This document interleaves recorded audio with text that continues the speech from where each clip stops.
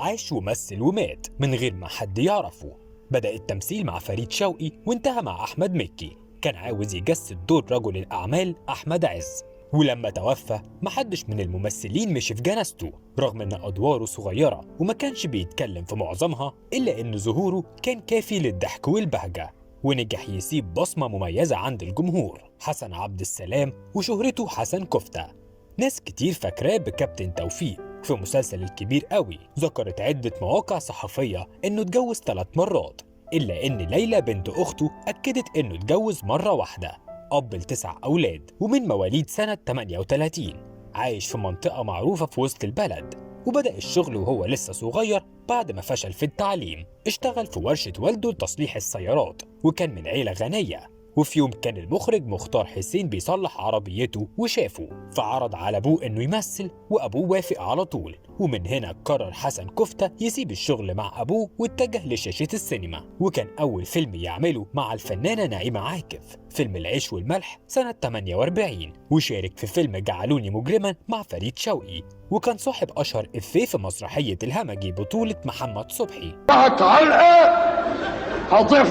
ما ترضى. وبعد المسرحية دي قرر يسافر بره مصر، راح لبنان وسوريا والإمارات، واشتغل حوالي 9 سنين نقاش ومقاول وفي نقل البضائع. ولما رجع قرر يركز في التمثيل أكتر، وفي سنة 2001 شارك في فيلم مواطن ومخبر وحرامي، ومن بعدها الأدوار نزلت عليه وبقى أشهر كومبارس في السينما المصرية. شارك حسن كفتة في حوالي 200 عمل فني خلال 60 سنة، ومن أشهر الممثلين اللي وقف قصادهم كان عادل إمام في فيلم التجربة الدنماركية، ومحمد سعد في اللي بالي بالك، وأحمد مكي في مسلسل الكبير قوي. ورغم إن أدواره بسيطة، إلا إن أسلوبه البسيط كان بيمتع الجمهور، وبقى وشه مميز ومعروف. وفي ثورة 25 يناير نزل الشارع، وكان بيفرح لما المتظاهرين يتصوروا معاه.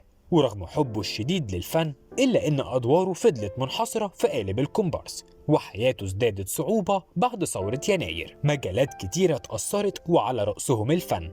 اضطروا كبار النجوم يخفضوا من أجرهم، والكومبارسات بقوا مجبرين يشوفوا شغل تاني، فاضطر يشوف شغلانة تانية واشتغل بائع جرائد في وسط البلد.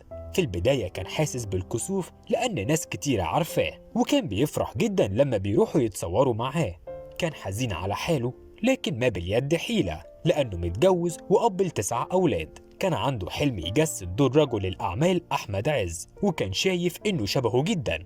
وفي آخر أيامه كان بيقعد على قهوة بعرة، أشهر قهوة للكومبارسات، على أمل إن حد يكلمه ويطلبه في دور. كانوا الكومبارسات بيعتبروا الزعيم بتاعهم وفوضوه يتكلم بالنيابة عنهم في إنشاء نقابة للكومبارسات عشان يحافظوا على حقوقهم المهدرة من المنتجين والمخرجين، وخاصة الممثلين اللي عملوهم بطريقة سيئة. وفي سن 85 دخل غيبوبة لمدة 15 يوم، وحظى برعاية صحية عالية بفضل بنت أخته ليلى اللي بتشتغل مساعد مخرج ومعدة برامج أجنبية. وفي نوفمبر 2013 اتوفى حسن كفتة، ومحدش من الفنانين مشي في جنازته، إلا إن أحمد مكي أحيا ذكراه بعد 9 سنين من وفاته. الله يرحمك يا أستاذ حسن.